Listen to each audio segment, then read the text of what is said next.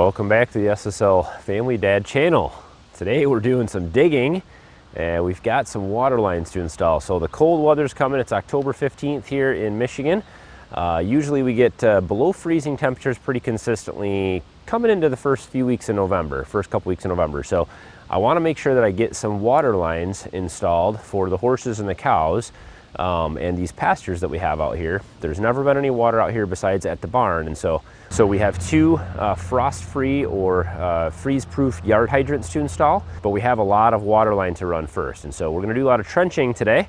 So I'll show you where these things need to go and how much trenching we have to do. It's quite a bit, and so let's take a look at what we got here. So I'll try to give you the broadest view possible, but we have a water line that comes out from the house, and it comes right out to this area right here, along with an electrical line, and then it is buried. I dug a trench into the barn last year. If you saw that video, I'll link to that up here as well. But I dug a trench in there and I put a yard hydrant in the barn, so we have nice available water for the animals in the barn.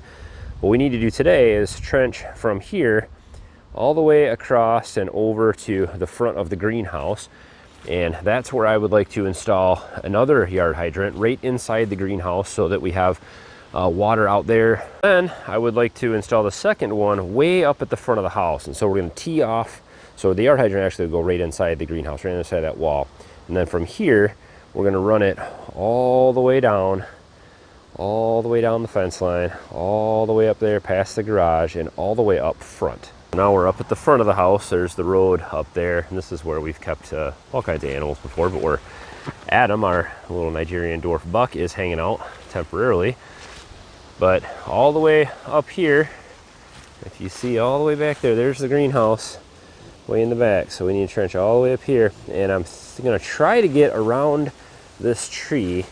I don't know how bad the roots will be in here. I've got a driveway right here, so I'm going to try to come around here and then put that spigot right here, so that way I have access to water for both of these pastures.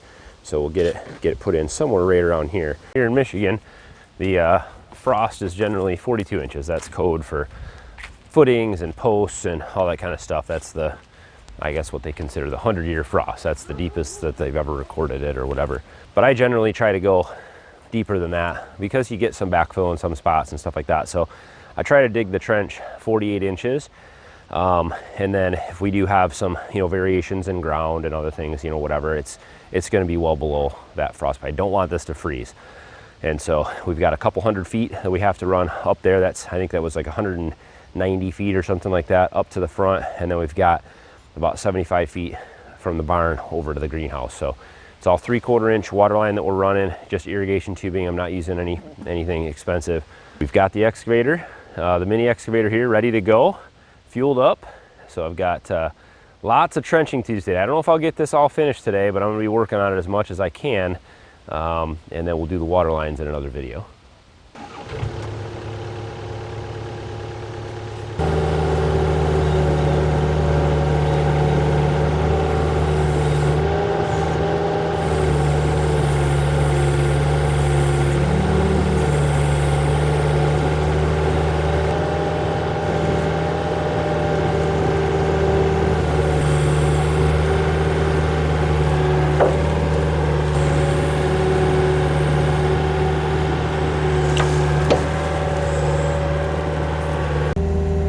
Seriously, Remy, you cannot come in here. Get down.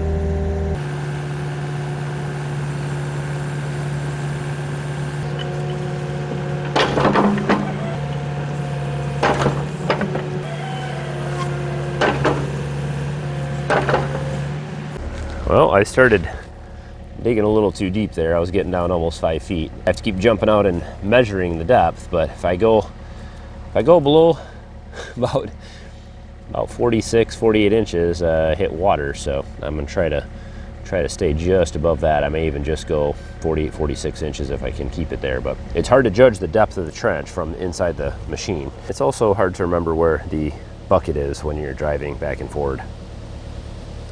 So it looks like I have a little repair to make now. Whoops. All right, let's hope I don't break anything else.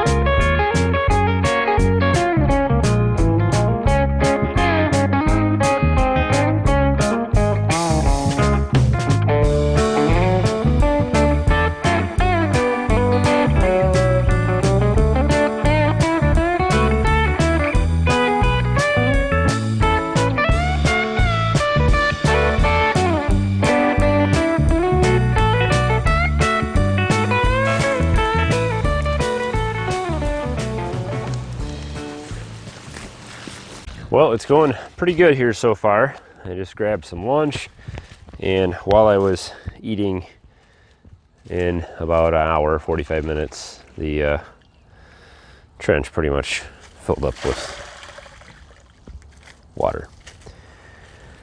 So we're kind of at a race against time here. I don't know how far down or how much water will fill in here. I really need to get this done because it might rain also. And so what I'm gonna do is I'm gonna dig a little bit more, and then I'm gonna put in the pipe and bury it and just leave it open at the ends. And I think that that will help to solve this problem. But so it's a good 6 inches of water in there. But water table here is just really high. I also think I got a little bit deep on this section because back up in there, it looks like it's a little bit drier. So this is over 48 inches deep here, I think. So we can probably fill this in a little bit. The trench will start caving in pretty soon. All this is just sand. So that water will start to erode the bottom, and then it'll just start caving in. So time to get some pipe.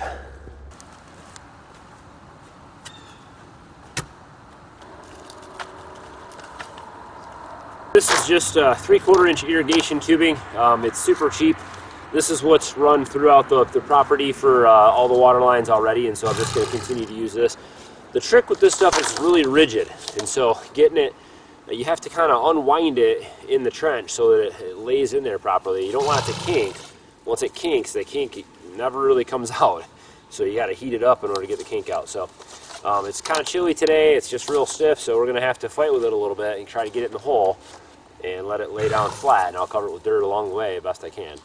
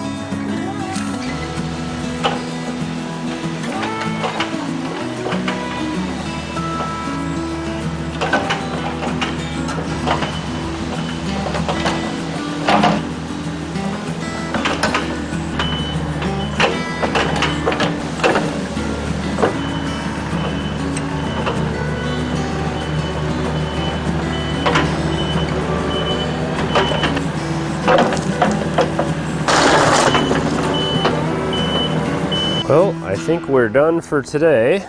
I've got quite a bit of extra sprung out here at the end by the greenhouse, and I've got everything covered all the way up. So that's 100 feet right there up to where the excavator is. This is where that coupler is. It's right there actually. So just barely covered. I want to leave that open so when I get the water hooked up, I can test it all, make sure there's no leaks. And I paced this off at, I thought it was 190 feet. Well, it looks like I was about maybe 15 feet, 10 feet off. 200 feet comes to right there, and that is almost made it to the spot where we're gonna have it. This is the end of the trench, and I haven't finished digging this out here. There's a lot of roots. There's a big cottonwood tree right here. I don't care if it dies. I've cut all these roots out in here. Can you imagine digging that by hand? It would have been impossible. I mean, look at the size of that. I just bust right through it. So amazing piece of equipment. And I also busted my drainage pipe that comes from our house, so that'll have to get fixed. It looks like they ran it underneath the garage, I guess. I thought it came around the end of the driveway here, so I didn't think it was right here. And of course I hit it, so we'll cut that off and I'll have to redo that. So still a little bit of work to do here. We'll do that when we get the actual spigot installed. I'll finish this up on another day when I've got a fresh start. And so we'll get back in here and dig the rest of this out. And I'm out by the house now, so it gets real tricky. Up by the house here, it gets kind of tricky to not hit the house and other things. Up here by the gardens, I couldn't use the blade to bury this. I had to use the bucket because I really didn't want to screw up my path in the garden here. So I'm gonna come through with the rototiller and I'll till this all up. Unfortunately, I had some nice garden soil that I've been building for a few years here, and now it's all messed up. But we'll recompost this and till this all up and get this all mixed in with some fresh organic matter, and we'll have a nice new garden spot here. Well, this project sure is a lot of work. This is only 200 feet. It looks like I underestimated. It looks like I probably have over 300 feet, so I'm gonna have to go get some more pipe. But there's a lot of trench here, 300 feet plus of trenching. I'm getting the hang of using the excavator, and depth is really difficult with only one person. I went way too deep on most of this. I was like, at one point I was 5 feet deep, and I didn't even realize it. And so I keep getting out and checking, and then I try to backfill it a little bit or whatever, but no matter, as long as it's below 42 inches, I guess it's fine. So this should work out pretty good, but lots more work to do. So you'll be seeing this project probably in a couple more videos. What kind of yard hydrants should you get? That'll be in the next one.